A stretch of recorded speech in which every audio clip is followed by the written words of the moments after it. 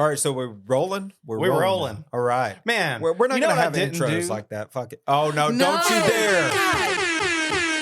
No. I thought we were turning over a new leaf. Thanks a lot. We didn't. Last episode, we didn't tell everybody that we have a fun little new podcast. Oh man, somebody said something. Who said something about George Bailey missing him on the podcast? Somebody said he was like the show dog. He's the he was like the head. Look at that tongue. I know. Now, what's up with that tongue, Mandy? What's going on with George Bailey's tongue? He had 4 teeth until about a month ago, and now he has 1 remaining. He is in congestive heart failure technically, but don't worry. He's not even to a point where he needs medication, but just so you're aware, and if you're a listener with dogs, their dental health really impacts their heart health. So he was just born with not the greatest teeth.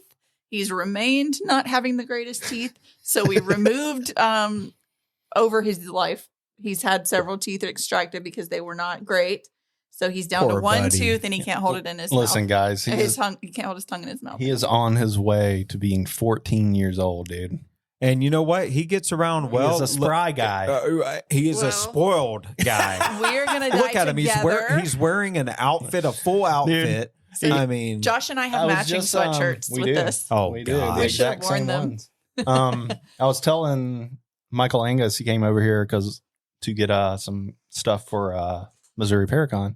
I was telling him that I put that hoodie on him the other day, and he is so good about putting clothes on. Like, he's so used to it now. He loves them. He just does it. If you ever wonder why he's always wearing clothes, it's because he wants to. That's crazy. My thing is, I feel bad for animals that get dressed. I don't know why, but it's like, they can't choose. Some of them don't like it. I think he genuinely loves it, right? If you go to take it off, he'll grab it with his mouth and pull back. Sling it around. He wants to keep his clothes on. Yeah. He's civilized, okay? So the show dog is here. The mascot is here. I have a little bitty icebreaker that I saw on TikTok that I want to ask you guys. Josh answered it already, but he's probably forgotten. When the Blair Witch Project came out, did you believe? Because we would have all been pretty young. Did you believe that it was actually found footage that they found in the woods? 100%. 100%. See, I never did. Yeah, I did until I was afraid of trees. It was like, oh my God, she could be in there. Yeah. So it's funny that you bring that up, but I was like, holy shit! And they're playing this in a theater. How are they allowed to do this? And they just found it. What? Yeah. So ultimately, I'm stupid, guys. To be fair, I was 12 when it came out, so I was young, but I was convinced. See, let me see what year. I never thought that, but that again, I tell her all the time. As far as scary stuff is concerned, I was raised. So there were 2 movies, and I was probably 4. I was 10. It was It. Right, It was the first one. Oh, and that was the first movie that scared the absolute living shit out of me. I was 4 years old when I watched that. And my parents, which is really odd to me because they were never they weren't allowed to listen to mainstream music. So they were pretty religious. Not to say that they don't believe in God and stuff like that now, because they do, but they were very they let that dictate about it was church Sunday morning, Sunday night, Wednesday, Saturday. How they live their life, same. Right? Yeah. So and you could listen to country music, but not kind of interesting that mainstream pop. They really loved scary movies. It's weird. What was the other That's one? crazy. Was The Fly? The Fly. And for whatever reason, dude, that was one of my favorite movies when I was 4 years old. So you weren't allowed to listen to certain music. Oh, dude. So we have more in common than you think. Yeah. Dude. My mom said that that movie Hocus Pocus. Yeah. We weren't allowed to watch because there was witchcraft. We couldn't watch Barney because it was magic and witchcraft. You couldn't watch The Simpsons. Couldn't watch any show like that. I had my parents were when I was born, 19 and 20. They were young. They were into all of the pop culture. They didn't care. They were hip. We could do whatever. So, but then we didn't watch recent movies though. With my mom, I watched exclusively black and white like movies from the 50s.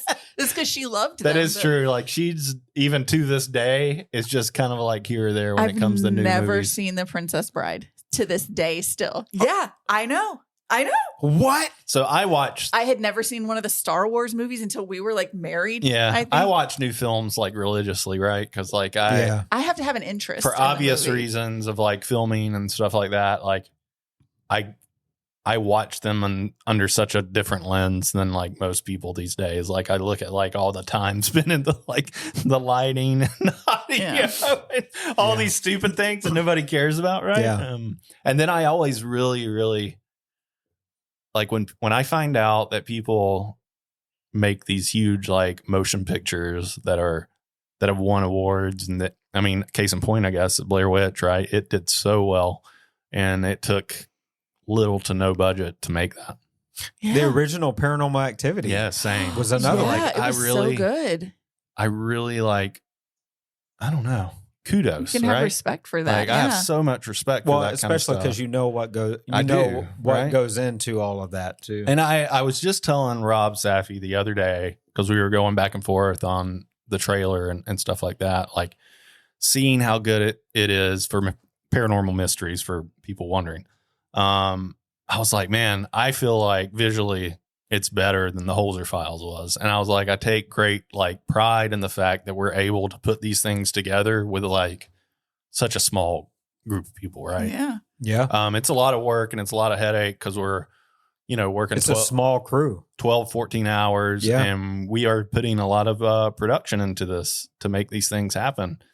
But then like, as I'm putting that trailer together and I'm seeing some of these clips for the first time, right? And it's just like, man, this stuff looks so good. It does. Yeah. It does. And so, like, I know we talked about it on our previous one, but Paranormal Mysteries is a continuation of me, Dave, and Cindy doing cases outside of just Holzer file or Hans Holzer's cases, but it's doing a wide range of cases. But it still has the Holzer feel, but it looks better than Holzer to me. But it's still like we picked up right where we left off. It's the same. Right. It's the same dynamic with each other. The same how we investigate with each other. It's the same. I do find myself. It is really like we don't really ever really give the credit that it deserves. That time has passed between the Holzer Files canceling, and who would have thought that 4 years now, right? Over 4 years since it was canceled. Who would have thought then that now we have a platform that looks really great, right? Beacon TV, and are producing, have really basically brought that back from the dead, right? The only platform that was able to do it. Yeah.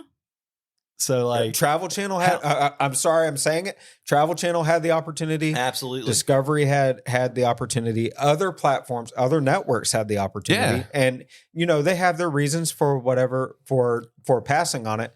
But we were able to bring it back because there was an influx of people that were saying, hey, they wanted it back. So it's like that's one thing that's cool about Beacon TV is we actually listen to you guys. I think that's the thing, right? Is we that listen. All these the difference is that all these other people didn't have to look at these people at conventions and events when they're asking why and try to have an answer. And try to have for the longest time why it was canceled. For the longest time, we were told, "Hey, don't say that you're canceled yet because it's still on you're still on the table. Just say you haven't been renewed." Right. So for years, we had to say, "Well, hopefully, fingers crossed. You never know, but we haven't been renewed at this time." And we knew there was the nail in the coffin, but of course we weren't able to say anything, and it was kind of. It was tough. It puts y'all in a terrible spot. Yeah, right? It was tough because we don't want to be dishonest with anybody, especially the people that support us. And then at the same time, it's like, well, we just lost our jobs. But yeah, it sucked. When people ask us what happened, we can't tell them anything. Right. Yeah, it sucked. How terrible. You got to think about this. Here's some behind the scenes stuff with that. So, like, and I talk about this sometimes whenever I'm at these events. Is like, I made a decision, spoke with my family, of course, but made a decision to leave my job that was, I was in a pretty good position at to film. So whenever you're filming for a couple of years or whatever, it puts a damper on your resume. So whenever you're trying to go back in the workforce again, they're looking at that gap and being like, okay, well, if there's another opportunity for TV, are you going to take it? Right. You can say no, but they're going to believe that you're going to take it. Mm-hmm. So it's very difficult to go back to the corporate world and do what you were doing before TV. So whenever there's a cancellation, it affects you in a way that is very hard to make income. That's why you see us at a lot of events. It's not all about the money, but that's how people are just trying to make ends meet. That's how we're trying to make ends meet. Everybody else, we're just trying to pay bills, man. That's it. Yeah, me not being on that show, obviously, but also having to constantly hear that from people. It's just weird to look back at it now and be like, man. You're giving Paul Rudd vibes in that one interview where he's like, look at us. Who would have thought? Not me. Wasn't on my bingo card. I'm very thankful and I'm very proud of us, man. Yeah, for sure. Like we're not tooting our horn here, but it's been a long way from just a year ago, dude. Yeah. Just from a year ago, but even a few years ago to now. Nobody knew Beacon existed a year ago. No, even me as a filmmaker 4 years ago, 5 years ago, it's like the transformation in how I film things today compared to then. Like it's crazy. It's crazy. Like, she gets to look at all that stuff now, and I was thinking about how like the evolution of cinema in itself, because like look at The Fly, which was a major motion picture production, and then look at y'all's footage now. Like, that's true. Yeah. Like, but then I was also like circling back to talking about like movies and stuff that we grew up in. Like we watched like low budget things like the Blair Witch Project, but then we also got to live through like Titanic. That's true. And this like epic movie that cost so much money. Not the event, guys. We're not that old. Speak for yourself. I'm older than both of you. I know. That's true. But we got like, and just the evolution of cinema, because if Titanic was remade now, it would look completely different. But at the time, it was like, and it was revolutionary. My mother for the time. and I saw it 14 times in the movie theater because we were obsessed. Well, you know what's interesting about that too is you can watch that movie today and still like it. Still looks good. And one of the twins and I watched it. It's because there is more to filming than the camera or the lens it's or the story the lighting. You tell. It's the story. And I mean, like I said, it'll stand the test of time. Like, yeah, absolutely. I want things to look even more realistic if someone made Titanic in 2025, but it still looked great. Yeah. Like, when you watch the first Harry Potter movie and he's on the troll's head or the ogre's head in the dungeon, and you can tell it looks like a video game, like it's a cartoon character.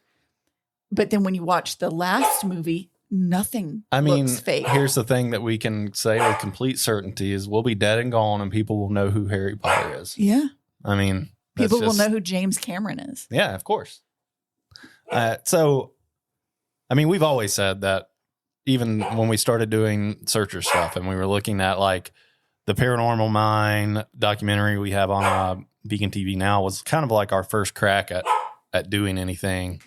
Bobby McCullough did most of that with Dines Media, but it was then that we were like, things have to be different. We have to have a good story to things. Speaking of a story, don't you have something you want to talk about? Huh? Oh, the Gabby Petito. Yeah, we were talking about that. Yeah, so the documentary on Netflix, I watched it a couple of days ago, and it kind of it was sad because Gabby looked like such a sweet young girl that was just trying to make it in life and was trying to forge her own path.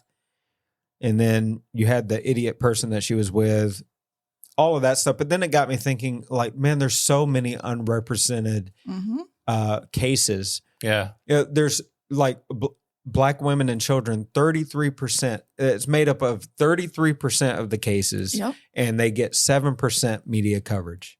How in the holy hell is that even remotely? And the amount Right. of women, Indigenous women who go missing on tribal lands that are never looked at. There's not a database. No, there Yeah, isn't. no, I believe they're what 30. They're 10 times more likely to be unalived or murdered or whatever than any other. Yeah. Yeah, But they're less talked about than anybody. It's sad. It's sad. You know, one of the projects we work on with Beacons called Small Town Secrets, and it really opened this doorway to us where we really started deep diving into all of this kind of stuff too, because you have a cold case related to close to your family. I, of course, have one where my uncle was murdered.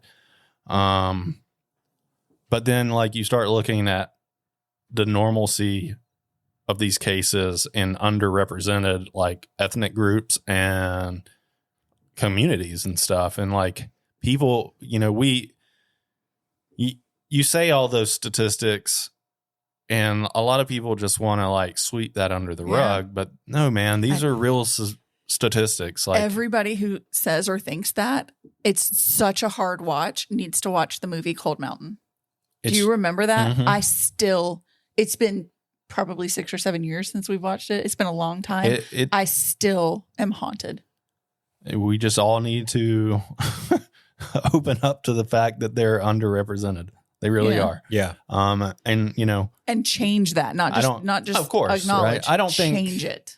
I don't think that like I know enough about it all to know where if there's one particular problem with why that is, right? With why they're not getting the coverage they need, or the, you know, right people looking at these cases and stuff like that. I could imagine from like Indigenous people, if you're looking at like tribal land and stuff like that, there may be some sort of getting access to that stuff. I could see contamination between being a problem. Government agencies or something. I don't know though. I'm not going to pretend to know. No. Other than but still, why even if there's red tape, you can still you're supposed to fucking go talk through it. about it. Yeah, Excuse my language. No, exactly. But like you can still vocalize, hey, someone is missing. Like I've been doing TikToks lately, and TikToks.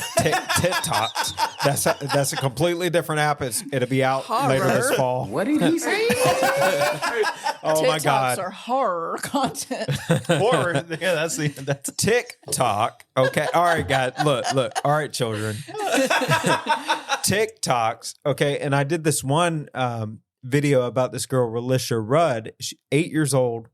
And I think it's a travesty. And her case alone makes me believe that there's a bunch of children in like systemic poverty that are just being gone missing, and they're just swept under the rug. She was 8 years old. She was last seen in 2014, and she was living in a shelter. And there was this janitor that worked there, Khalil Tatum, who the mother, I think the mother's a junkie, and the mother was a crappy mother. I'm just gonna go right out and say it.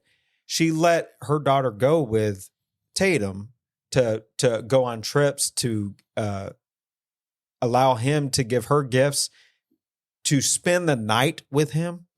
He's a freak. He's a freaking janitor. She called him Doctor. No. She called him Dr. Tatum. The mother did. Oh my God. To the school and stuff. And she was missing for 18 days before the mother even said anything. Before the mother said anything.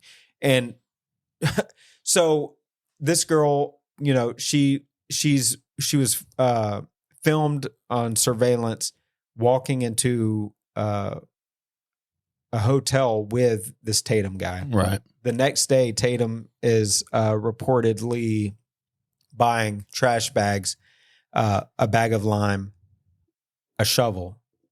Then on the 20th, his wife is found murdered in a Maryland hotel room. And then 11 days later, he's found in a DC park from a self-inflicted gunshot wound to the head.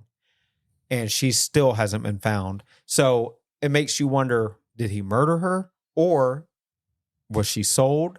Right. And Right. she's out there somewhere and not knowing what the hell is going on. And how many more little kids Yeah. Right. Or having the same are fate. having the same fate? And, I mean, and for it's, sure. it's like, if we don't talk about it, there's not going to be any change at all. We can highlight, the white women and white men and so. Which look, we're white. No, those cases are important. I want anybody who's missing to be highlighted. Right. Yeah, I mean, it it's needs not to be like- all. It needs to be Everyone. proportionate. Yeah. Of course. Right. I don't think Look, that. I'll say it. White people suck. Okay, like But We there's a lot of do. people. There's a lot of people. I mean, yeah. people everywhere that suck. Yeah. Right. But Yeah. I agree. Everybody needs to be looked. If you're missing, we need we to. need to find you. we need to find look you. for you, If you're missing, could you let us know? Oh my god! Joshua. All right. Wow. That was terrible. Wow. I shouldn't have done He's that. not making fun of missing person. No, not at all. cases. And not only missing and murdered, but It was just Another funny how thing y'all with- said that. another thing with Indigenous women is they are like way more likely to be sexually assaulted and have their rapist just go free, Yeah.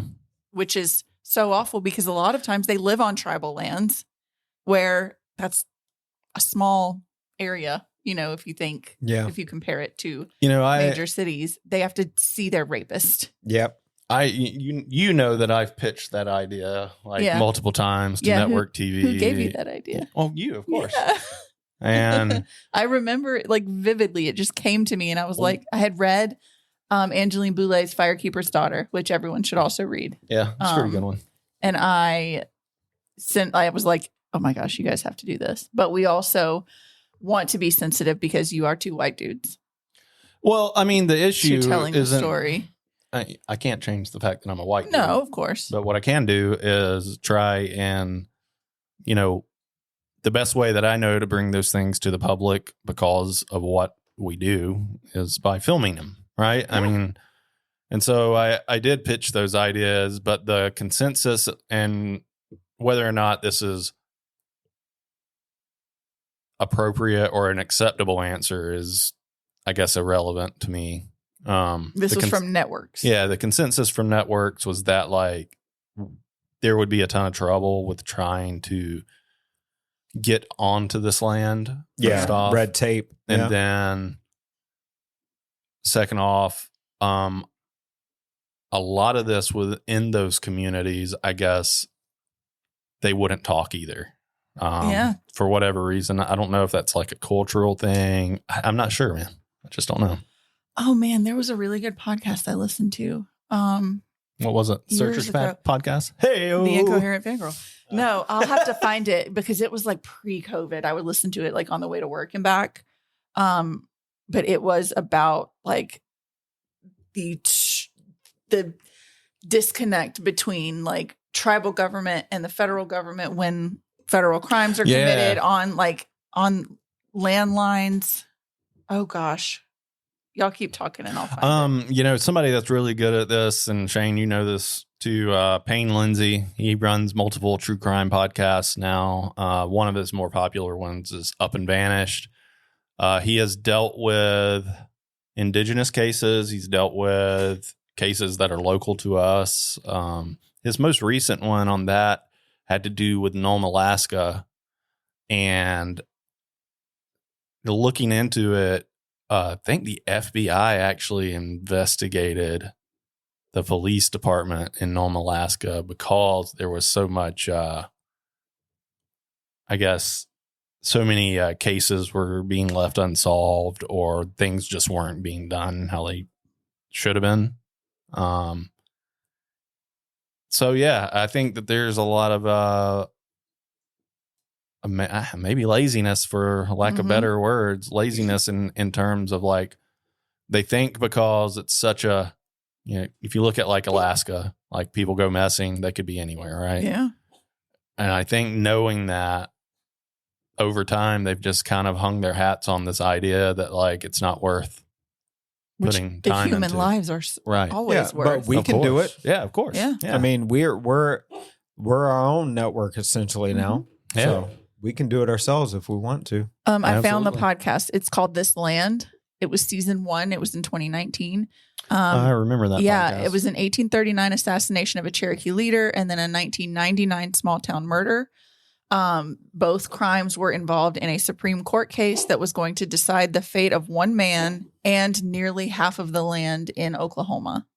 And so it was the journalist Rebecca Nagel, who she's a citizen of the Cherokee Nation and a Oklahoma resident, who traced how this homicide opened up investigation into treaty rights of 5 tribal nations' land.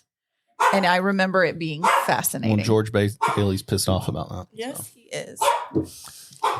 Hey. Again, it was radio silent All day. until we start filming. He needs to be heard. He's heard. Yes. We know. Now that we've talked shit about how she got media coverage, though, Let's talk about can we talk about how I'm convinced that Brian Laundrie is alive and that his parents planted that too. suicide note? No. I'm convinced. Well. What did they find? You have What's to in the wa- you have to- documentary? You have to watch the documentary because they found his body. Did they? Oh yeah. Oh, yeah, we knew that. Which they claim was I dental didn't- records. I guess I didn't know that. But here's it was like super decayed. yeah. So for here's the here's time. the interesting part about what you're saying that kind of makes you wonder because they said that his body was decayed or decomposed all the way to the bone. And he'd Wow. only been missing for like a week. So Yeah, they're attributing that to the swamps and the Everglades. I'm sure. But you look at, and I hope they're listening right now. But you Those look people. at Brian Laundrie's mother. Oh, I know. I think the father was just he's a pansy dude that just follows everything his wife does. Yeah. But Whatever. I think the wife is the one. The mother is the one that's like the culprit because she Yeah. left a letter. Or she wrote Brian a letter and wrote "burn after reading." Ooh. We And- need to. I Yeah, followed we the gotta watch case it. Yeah. very closely when it happened because I think I was working from home by that point, and it was like the major. Yeah. news Oh, she was thing. obsessed with it. I had nightmares. I mean, About most that people man. were obsessed He with had it like at that time soulless too. eyes. Oh yeah, the mother though, it came from the mother because the Yeah. mother, she had the letter that said "burn after reading." She wrote that and she said, "Look, I will love you no matter what. If I need to grab trash bags and help you bury a body, I will." Oh my God. Look, I So am, she Bro. is complicit. in Oh, all of course. I'm Of not course. a mother, but I have children that I've helped raise Straight to jail. very, very closely in my own home, and I have maternal instincts, obviously. I cannot fathom knowing where someone's child's body was and letting them languish in wondering if their child was alive or not. Because for a long time they didn't know. Yeah. Yeah, or not even knowing, even if they didn't know that that she was dead. Right. Even if they were like, "Oh man, I would she's missing. sing I like don't know a where canary. she is." Yeah. I would help, even if it put my child or the children that I've raised in jail. I will love you in jail. Yeah. That's Yeah, Because but that what is they monstrous. but what they did was they hired an attorney for $25,000 and did not talk to authorities. So authorities Yeah, I went remember to that. authorities Yeah. went to their house and they're like, Posted "We're not outside every talking. You day. can talk to our lawyer." And then There were days where they wouldn't he's- even like He's come out in the right? house. There's- Yeah. Yeah. The stupid idiot Yeah. Brian Laundrie was in the house, and then they let him go into the the Everglades. in the middle of the parents, night, The yeah. parents let him go, take their car, and and he he's drove, and that's where he killed himself. missing for so many days, and the police are out there searching for his body. And the 20 minutes after the parents An get there, hour. they find an hour. It was an after hour. multiple days. Yeah. They find the suicide note. They wrote the suicide note. You will never convince me that they didn't write that Dang. suicide note. Well, And they planted could, it. They could have, but if Brian wrote the suicide note, he was still saying that she was in pain and he she put her hurt out of herself his and he misery, put her, out of her misery. But yeah. the autopsy report says that everything he said was bullshit. Yeah. that she died from manual strangulation, Right. Yeah. and that she had none of dude. these other Gives me the Right. heebie-jeebies. injuries. Yeah. Right. People are freaking crazy. And bro. who's going to strangle someone to death if you are, for whatever reason, mercy killing someone who you know is Well, about to die? You're going to here's- strangle them? Here's why Brian did it, and this is just my thought. Allegedly, this is why he did it. Okay, days leading up to her death, she had been texting and communicating with her ex-boyfriend. Mm-hmm. And they were on a road trip together. There were a few like body Brian from cops, right? Yeah. Yeah. So I think, and leading up to it, it's another failure on law enforcement too, because they could have pulled stopped the it. van over because there was eyewitness reports of him slapping her. Mm-hmm. So they pulled the van over and then they ended up. Let him go. Well, here's another thing. They sent Brian I was because they separated him. Yeah, right? he had scratches on his face and stuff from the, which I think it was her defending herself. Self-defense. Yeah. They sent him to a fucking, excuse my language, but they sent him to a hotel and sent her off in the van.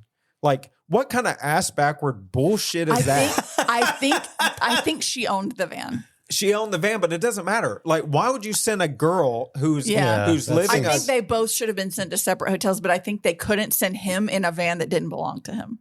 Was probably the logic, but it should have been, we're going to impound this and we'll give it to you tomorrow. Yeah, well, she's going to the Hyatt. Right. He's going, we're not telling you. Which is what they could have done, but what they should have done anyway is, since there were marks, they even if they would have arrested her, it would have been saved her life. Yeah. They should have made a call that said, should have investigated it right y'all are being there. arrested for domestic violence.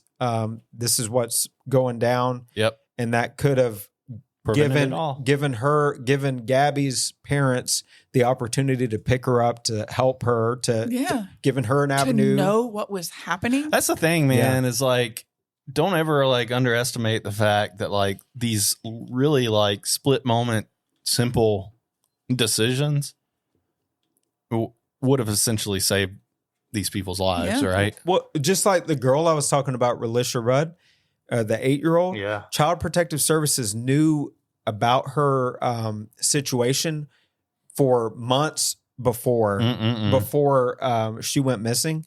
There was reports of neglect, of abuse, of unfit conditions, and guess what? They didn't do shit about it. They didn't remove her from harm. They just swept it under the rug, let it happen. And so, yeah, what you're saying is right. Like, all these organizations, these agencies, sometimes they're at fault. They could have done things, little things that could have made a big difference.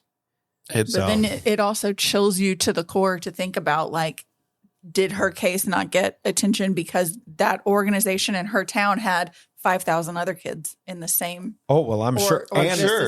Or was it because she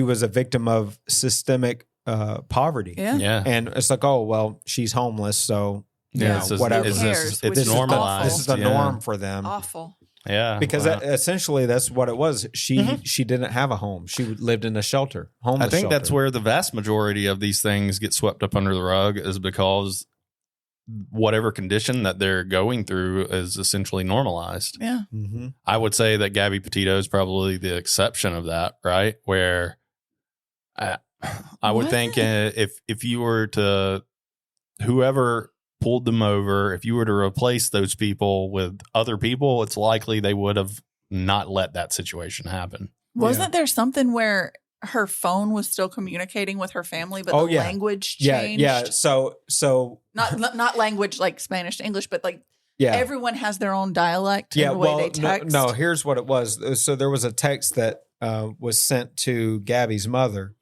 that said, "Can you help Stan? He needs help." And it came from Gabby's phone. Well, Stan was Gabby's grandpa, and she called him grandpa. Yeah. So you know right away that that's Brian texting, right? Right. And then this low-life piece of crap, Brian, after he kills her, sends from her phone a Venmo payment of $700 saying, "I hope you're happy, Brian. I'll never see you again." After she's already deceased. Right. That's gross. The authorities. That's why I had nightmares. Yeah, the authorities already, from the timeline, knew that she was long gone by that point. Right. And he sends himself $700 from her bank account. So after she's deceased, after she's mercy killed. Yeah, her, after she's deceased, he pays himself $700 for the killing. Like, are you freaking kidding me? And takes her van. and takes her van, drives and her van to Florida. And here's another thing, right? So the parents, he get there, the parents there, they're interrogating him, right? They say that he said that he flew home, but the van was in the driveway. Yeah. So there was these inconsistencies where the authorities could have said, no, we're taking you in. Now we got probable cause. Your story isn't adding up. Yeah. Instead, they just let him go and let him escape, and in turn, he takes his own life like the coward he is. I remember. It's so wild, right? Because then you have like all these other cases of where like people's doors get kicked in over the wrong address. Drag him out of there. Some Breonna Taylor died and they were at the wrong address. Yeah. And it's just like, it's whatever. Well, I remember a time where they didn't know if he was at the house or not. And they were like, everybody be on the lookout for him. And every time I went into Kroger, I was like, I'm going to find you. Well, here's another issue. He's going to be in my Kroger. My head was on a swivel looking for that motherfucker. I spy my little eyes. The authorities saw the car that he was in drive off, and they said that they mistook him for his mother.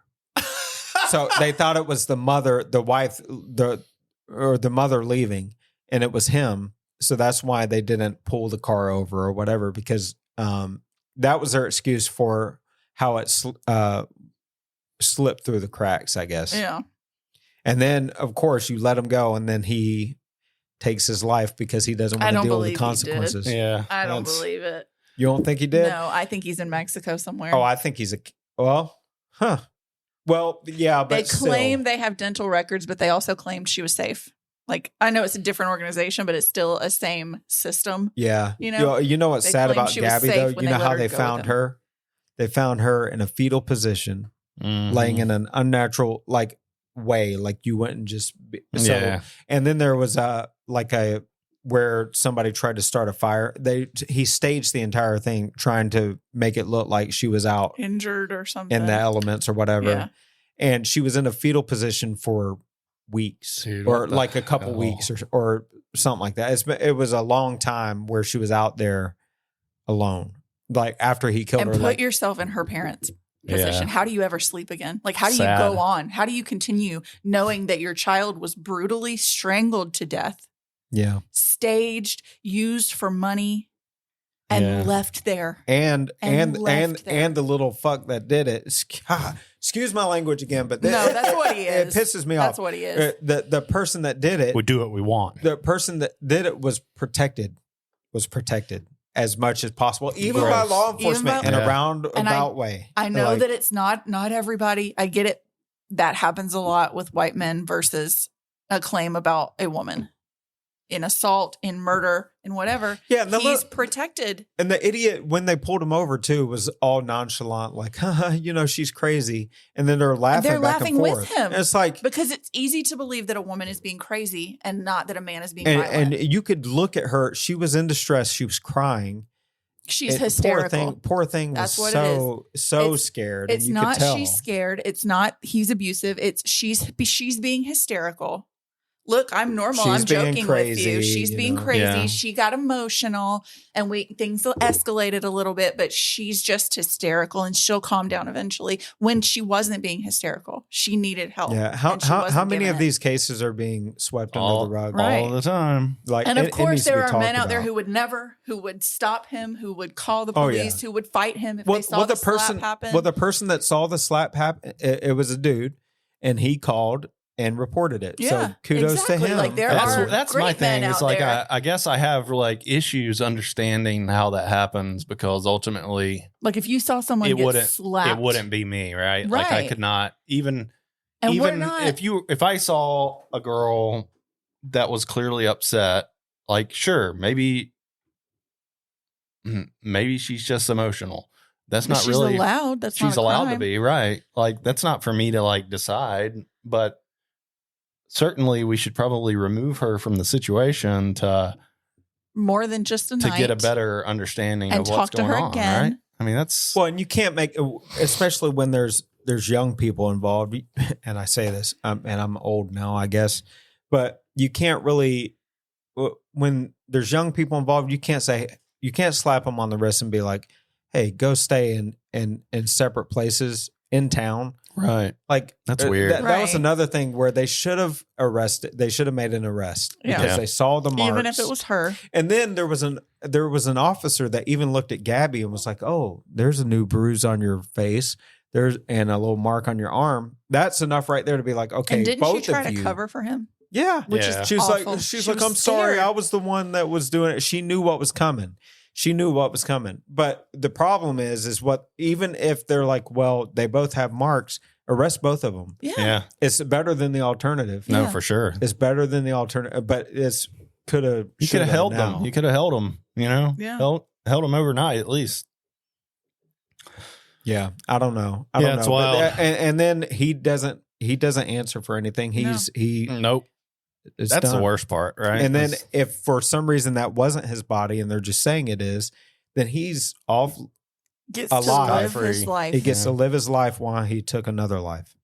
And then the mother and she should be in jail. The father both should be in jail. Yeah, I don't they really were accomplices. Yeah, I don't really understand how they're not in jail. How in the holy shit do you hire somebody for $25,000 and you don't know anything? Right. Why would you fork over that amount of money? But then you have all these and then you're not talking and stuff, and you're not clearly hid him in your house. Yeah, you're not saying anything. You're an accomplice. I would dog walk any of the children in my life if I knew they took someone else's life, especially their partner, in such a heinous way. I would dog walk them out to the police. Well, you do it and you love them. I will get you a love lawyer. Them when you do it. I will get you the lawyer you need. I will love you from jail. I will come visit you. But even my I'm own not kids going to support you. My own kids would be like, you are paying consequences for something you did, and I'm not going to let you out of my sight. You're going to jail. Yeah. And I will visit you all the time. I will hug you as I fold you into the police car. Yep. You innocent until proven guilty, but you have to go. Yeah. And if you're innocent, and if something did happen and, she really was dying, an autopsy will show it and you will be jailed temporarily. But if what you're saying is not true, And what do you think the end result of that is going to be? That you just hide out in your house forever and get your Costco delivery? That's what happened. What did they think the long run was? What did they think that? I think I remember. Didn't they think for a while that he had buried her like in the yard there? Was that the thing? Yeah, there was something about there was like tunnels under the house or a bunker under the house or something. The dad was back there. The dad was back there doing gardening or something. Yeah. What's super sad about it all too is like the van was there, which was hers, so they were able to tow it. Yeah, but they couldn't go and. Well, it's in her name, but he was the last. He was the last person. He was the last person to see her. So you can't haul him out of that damn house. Get a warrant. Yeah, get out to of go here. in there and grab him. Yeah, whatever. Even if it was we're taking you in for questioning, you're not under arrest. No, I would have said, okay, look, this would go away right now if you get in contact with her and we can hear her voice. If we can hear her voice, then we'll leave your ass alone. But otherwise, if they have reasonable calls, I think you can hold them for 24 hours or something. Yeah, you can question. And then I'll be like, oh, okay, you hired a lawyer. So we're going to take you in for questioning. Call your lawyer. Yeah. We'll talk have to your lawyer here. Meet us down there. Yeah. Because if you get arrested for something, even if you're innocent, you should have a lawyer because you are entitled to representation. Yeah. And you're entitled not to speak at all. But if you're hiding in your house, you're obstructing an investigation. Yeah. Well, and if mommy paid for the lawyer and you didn't, then you little Apparently his sister is really vocal on social media too about how the case was misrepresented and pretending that he is of course, because they're being so she like, no, screw this, like no, she's like everything was made to look a certain way when it wasn't. This person wasn't an angel, blah blah she blah. Was a bad person. Yeah, and it's like, okay, so that means take her their life. Relationship, they had a fight. Their relationship wasn't great. So you're going to kill her. Well, and here's the other thing that cripples their entire argument anyway, because his suicide note said that she was suffering and it was a mercy killing. Yeah, so that is true. Yeah. So why say that she wasn't an angel if all of it was merciful to begin with. That is true. You're just being an idiot and you're talking too much, and you're trying to protect your family's image now because Netflix is a big audience and y'all are screwed. Your reputation is tarnished and you're screwed. I really hope thought you got away with it. I really hope the Petito family was like on board with this, because otherwise, like, how awful that now there's a Netflix documentary about their daughters. They're on board. Killing. They were interviewed. Good. They were I was going to say, but I know there are some families who was one of the Dahmer witnesses was like recreated in the crime scene or something, and she was like, I didn't give consent. They were interviewed, but what was I saying? What was I going to say about? Here's another weird thing about the case. So whenever he comes home and he drives home with the van, they go to a freaking campsite and camp like 6 days after he returns, while Gabby's still missing now. I feel like I remember that. Yeah, it's like, are you freaking kidding me? And then the sister was like, well, we only stayed there for a few hours. Why? Did y'all bury her somewhere? Was she in the van? Like normalizing just hanging out. But 6 days after, are you kidding? Your boy murdered somebody. What did they think 2025 would look like? That their baby boy, is he still going to be hiding in the house? Like, is that what you thought? And did they know that?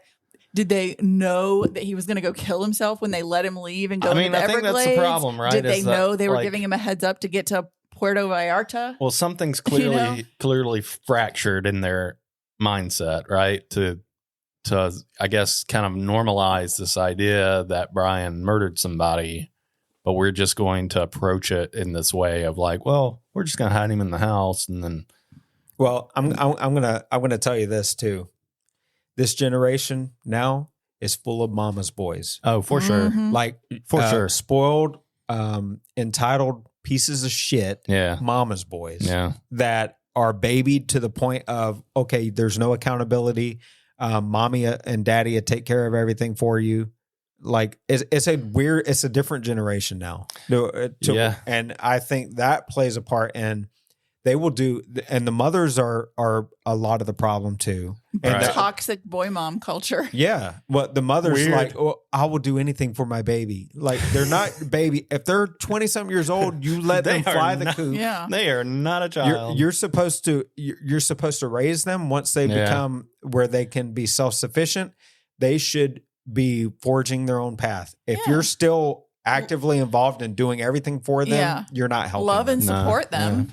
As adults, of course. See them, maintain your relationship, but you don't do everything for them. No. You don't cover up their mistakes. You don't. You let them learn. Yeah, for sure. Good, bad, or indifferent. You let them learn. But he's a piece of shit. I would just straight up say, Brian. Of course, right? Brian, the mother is a piece of shit. The father, for following along with it, is a piece of shit. Like the sister, all of them, that whole Laundrie family are. Terrible people. They're wrong. I just will never get over knowing where she was, knowing she was dead, and not letting her family know. Like, her mother was out there. Who does that? Wondering where her child was. And I cannot fathom how you ever rest again, knowing that you allowed that mother to not get the closure of she's dead and to maintain the hope that she's alive, knowing she's not. You don't live with yourself unless there's something severely mentally wrong. And I think that they have some severe mental issues. And we're not meant to understand sociopaths. No, you can't. You can't. I mean, and if you can't understand them, then you're in the same. One of them. Yeah. Yeah. It's just sad. If you haven't checked out the Gabby Petito documentary on Netflix, and we're promoting another network, but go check it out. I mean, it tells you some things that if you didn't follow the case very. Go check it out and then subscribe to Beacon TV. Go check it out. I followed it religiously, but I want to watch it tonight. I want to watch that. It's 3 episodes. It's not too bad. It doesn't take long to watch. And another thing I want to watch that I have not yet, you may have, and I don't want to spend a ton of time talking on it, but Richard wrote that book. What is it? The Fox Hollow, I think, murders. I think that's what it's called. So I have not, but he's been getting a lot of success. That's what I heard because of the documentary on Hulu. Yeah, I want to watch that, and I'm proud of him. He's such a good guy. Let's have a documentary night. After we record. That's a good idea. The Fox we need Hollow, to make more documentaries. Oh man, that would be I great. know. I want to do so many true crime. I'm ready for things. Small Town Secrets because I'm ready to figure somebody out what messaged happened me to the your other uncle. day. Let's do about it, Small man. Town Secrets. All we have and to, I'm like, I want to do it so listen, bad. we can do it. We just have to.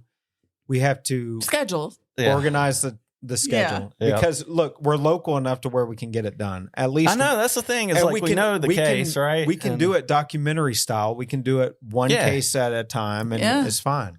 So. Look, another one that if we're promoting other streaming platforms, what was we're not missing?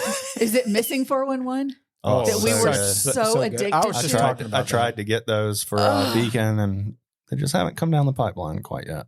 That would be so cool to have on Beacon. That's they're so good. stay They tuned. came out with Manifest. a new one. No. Yeah, they did. That I haven't watched. I'm so scared. It's the Hunter version, right? No, so there's another one, but that one's a really good one too. So there's a third one. It's Missing 411. Like this one deals with supernatural stuff. Stop. Yeah. No, I'm so scared.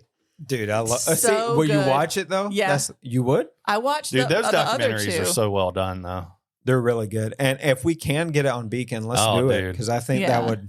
Yeah, so that'd be great. Everybody go subscribe so we go subscribe. Our acquisitions team can have. Yeah, or if we get enough subscribers, we'll just pay that guy to go do another Missing 411 for us. Yeah.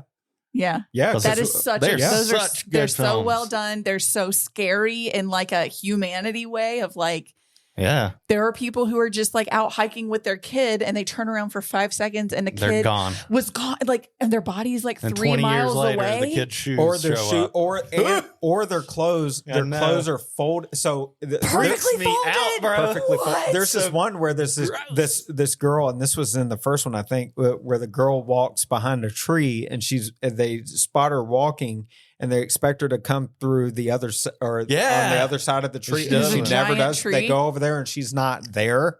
And then there's another case where this dude, his clothes are folded. Yeah. Perfectly. It's like he stepped out of his boots or out of his shoes and then just vanished. Yeah. Remember the dude that just he was going hunting with his whole family, and He was like sitting in a camp chair, like they right were like next in to eyesight Yeah. of each other, and he just went missing and never found him. And then there was like a 3 or 4 year old. There was like 6 people out there hunting that day with them. There was like a 3 or 4 year old who was found like on a mountain. They were just walking a trail with other people and went missing. Yeah. Miles away and years later. And it's like, there's no way they could have physically gotten here. There's a case 30 miles away or 20 miles away from my house, Harris County, Georgia, where this dude, that these workers, the road workers saw him walking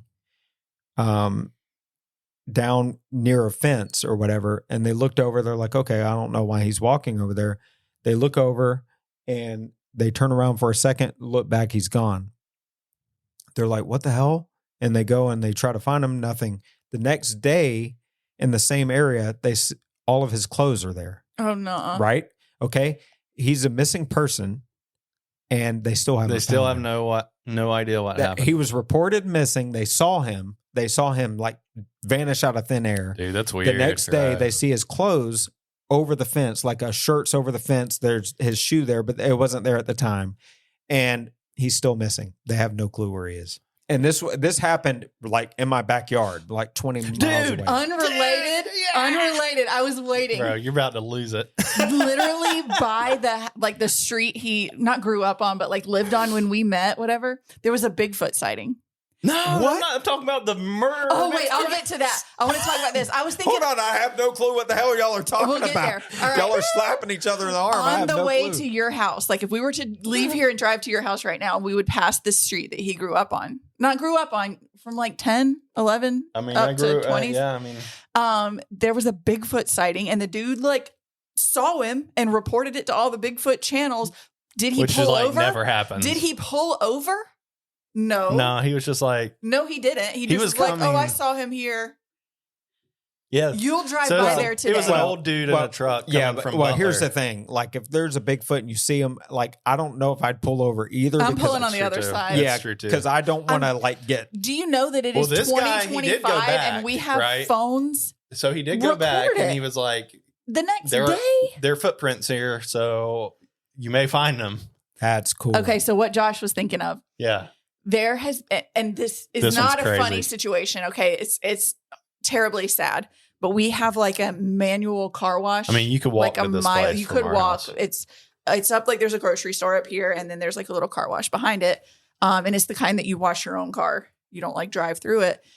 And there was a woman who was living there, like behind the car wash or in the dumpster, like next to the dumpster. I had no whatever. idea It's personally. so sad. I'm in like our local Facebook groups, like whatever. So I would see things about her every now and then, about how someone like would go clean up the car wash and like bring her food. And when we had that snow day, they were bringing her blankets and stuff to try and keep her warm because it like snowed a lot here for what we get.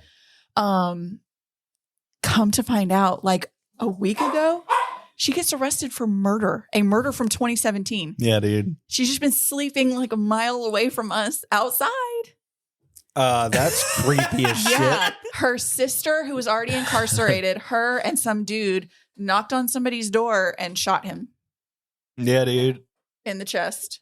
They think it was an that's attempted creepy. robbery, and I don't know what they have on her to tie her to it, but she was arrested. You know, they have enough to Yeah. make an arrest. I mean, if her sister was there, that's probably what And they have. the victim was like the father of somebody who works at like our local news station.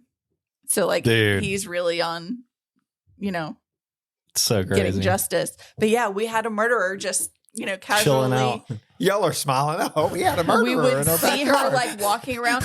I mean, so we have a couple homeless people who live Listen, man. not right here, but near enough that you see them regularly, and you We just want you some feel interesting sorry local news about around it. here. You feel bad, but then like sometimes they are like screaming and cussing at a car or like running out in front of cars, Oh yeah. which should not be laughing about Well, that. no, well, it's really sad. There was It is a sad. there was a homeless person in my hometown, this lady, and she pushed a shopping cart around all the time, and she had a bunch of stuff on it. And I remember I was with my mom one time, and my mom was like super religious. She's like, Right. I feel like God wants me to give her Right. some money, Yeah. right? So we pull over, and she tries to hand the lady some money, and the lady was like, I don't want your fucking money, blah blah blah, and was saying things like that. I don't want it. What do you think I am? I don't want it. Yeah. So my mom was really hurt. Well, Yeah.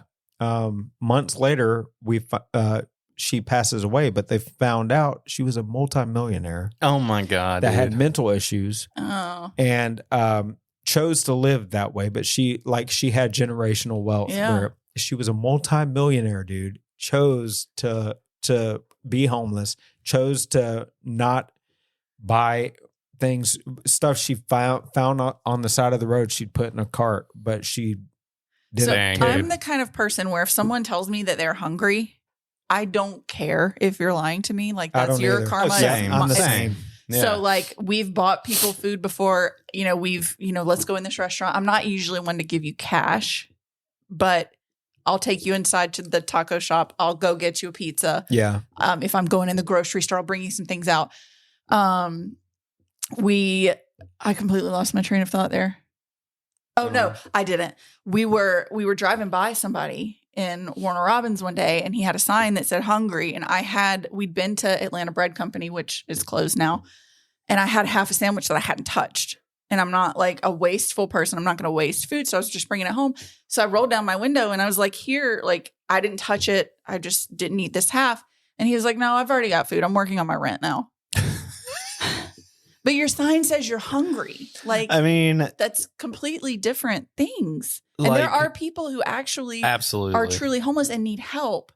Yeah. But now you're this is giving, what you're giving creates, like- people that negative stigma. Well, Right. it isn't even that. It's just fact at this point, right? That like there's this idea of like curing homelessness. And it's like, but you have to remember that there's just fractionally going to be a piece of these people that don't want to have a different way. And it doesn't mean I'm not going to buy this person dinner or donate however I can, because I always will do that. But I think the idea that you can just snap your fingers and, with the right amount of money, make this go away. Nah. Yeah. And whether we like it or not, we have to also address that there's a major mental health crisis going on. And of that course plays a part too when it comes to these cases. I hate the mentality that we'll just take an unhoused person and put them in a drunk tank or give them a ticket for being homeless. That doesn't do anything. That doesn't help anything, especially if they need mental health. Yeah, a lot of them do. Yeah, and it stems from their living conditions or the systemic, like I said, just how they from an early age were raised. Yeah, it gives them one hot meal. Well, I also think the longer they live and survive in that kind of like world, and that becomes normal to them. It's called, what is that syndrome called? Stockholm syndrome, right? And that where like... that's where you fall in love with that's Beauty and the Beast is Stockholm syndrome, where you fall in love with your kidnapper. Oh, well, what's the syndrome where... Munchausen is where like your parent poisons you. Maybe there isn't a syndrome or for like this the kid is always sick. Or maybe there is, and we just don't know what it is. But when you normalize like painful conditions, and that just becomes your life. Well, so like you don't want to live outside of that. You know? You see that in the prison system too. That people that are in and out of prisons, a lot of them will tell you, I'm more comfortable. Yeah. I'm more comfortable here than I am in the real world. Yeah, you let me out, I'll come right back. Come right back in because I'm guaranteed housing, I'm guaranteed meals, I'm guaranteed some level of safety. And people who come out of prison with a felony record, you can't get an apartment. You have to list a felony on an apartment. You have to list felony on job applications. How do they get jobs and housing? I think if it's so limited, and if they've done their time, you probably, I know you do. Change, right? Scared of change. Oh yeah. Like you're willing to suffer through what you know better than what you don't. Yeah, and it's better hard than trying to move forward, reemerge in society with a criminal record because who's going to hire you? Oh, yeah, and I mean, by default, not how right? It should be. They could probably get a job. Maybe. I would like to think that they can, but to any degree, you're probably being taught right out the gate that this is not going to be a easy scenario for you. Yeah, and your decision so then is permanent. By default, you're like, man, do I even want to do? And then you have little kids who are like tricked into joining a gang or I see going with their big brother, and then they're in a life of crime. To kind of segue off of this, my job is primarily process improvement, right? So it's to take technology and basically make a worker's life easier by using this technology to do this job. So they would operate this technology, whether it be a robot or a drone or whatever. But one thing that I'm faced with is I call it employee buy-in, right? Where a lot of these people have been doing this job the same way, like for 20 years or whatever. So whenever I put a robot in front of them and say, well, I know you got, 10 years before you have to retire, and you were doing this for 20 years this way. Now you have to change everything you know. Yeah. So they are immediately leery of it and want to fight it based on the fact of like, they don't understand why they would need to change. And there's probably also fear of this is going to take my job before I'm ready. Well, they think so, right? Yeah. And they're lost on the idea of like, they genuinely don't feel like a robot can do what a human they just don't want to go through the trouble of learning this new thing, right? And I'm trying. That doesn't make them dumb. No, just so we're clear, makes them human. Makes them human. You go years and years. I mean, I get tired of dealing with things, right?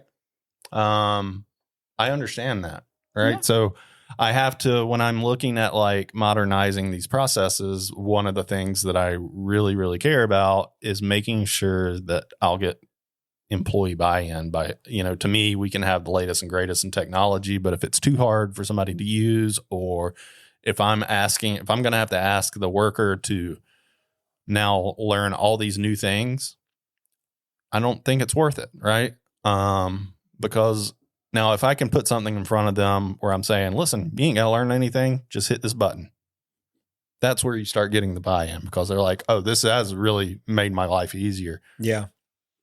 Like, you're not asking You me. simplified You things. simplify it. Yeah. If you're not simplifying it, then they don't want to do it, right? Why would they?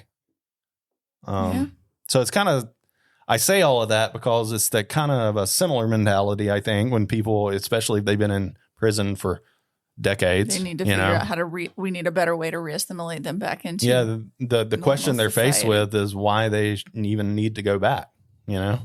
What's there for them? What's there for somebody outside of prison after that time? It is sad. It's really sad. Some of them do have it, right? Some of them have families and stuff that they know that have been coming to visit them, and they have visited them the whole time they've been in jail, right? That's or the queen prison. of the house scratching to get Some of them don't have that. Some of them don't get visitors. So what is putting them back out? There's no motivation to want to leave. It's not a demon scratching in our house. It is. No, a demon. it is. It's a demon. It's our basset hound scratching It's a to get demon. inside. All right. Well, I think that wraps up this episode. Yeah, it's a good one. The Searchers podcast. And thank y'all so much for listening, and for those that have been listening for a long time that remember us from Paranormal Mind podcast to following us on this. Thank you for following along. For anybody new that's listening, we're going to try to continue doing this as much as possible because, we like fun. We like miss having it. discussions and talking and all of that. So thank y'all for listening. And until the next one, we'll talk to you later. See ya.